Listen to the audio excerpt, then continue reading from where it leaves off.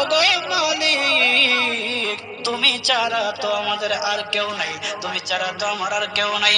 আল্লাহ গো, তুমি যদি মাফ না করো কে আমাকে মাফ করবে? তুমি যদি মাফ না করো কে আমাকে মাফ করবে? তুমি যদি আমাকে মাফ করো তাহলে তোমার কোনো দিকে কমবে না, তুমি যদি আমাকে মাফ না করো তোমার কোনো দিকে পারবে না।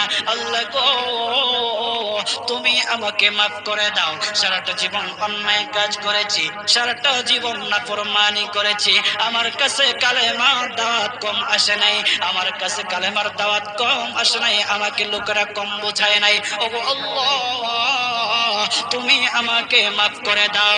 মাফ না করলে কোথায় যাব, কার কাছে যাব?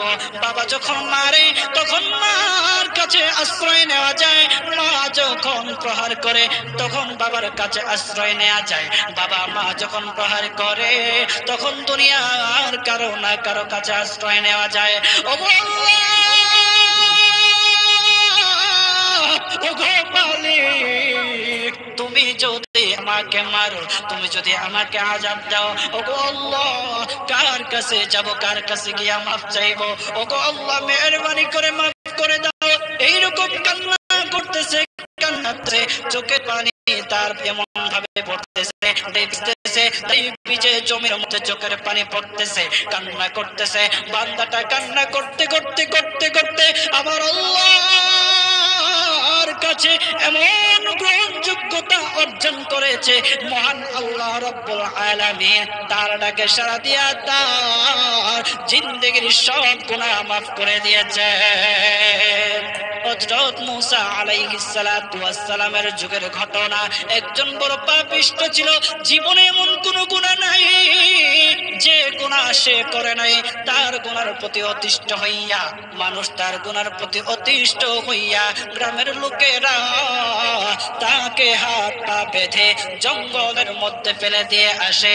জঙ্গলের মধ্যে থাকতে থাকে, কিছুদিন থাকার পর মালাকুল মউত যখন তার সামনে এসে উপস্থিত, এর আগ মুহূর্তে সে বান্দা আল্লাহর কাছে ডেকে ডেকে বলতেছে, ওগো মালিক, তুমি ছাড়া তো আমাদের আর কেউ নাই, তুমি ছাড়া তো আমার আর কেউ নাই। আল্লাহ গো, তুমি যদি মাফ না করো কে আমাকে মাফ করবে? তুমি যদি মাফ না করো কে আমাকে মাফ করবে?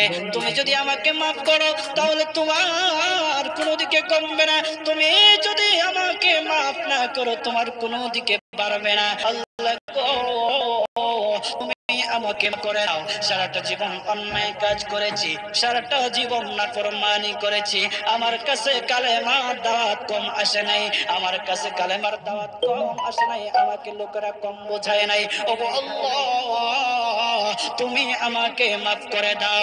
মাফ না করলে কোথায় যাব, কার কাছে যাব? বাবা যখন মারে তখন মার কাছে আশ্রয় নেওয়া যায়, মা যখন প্রহার করে তখন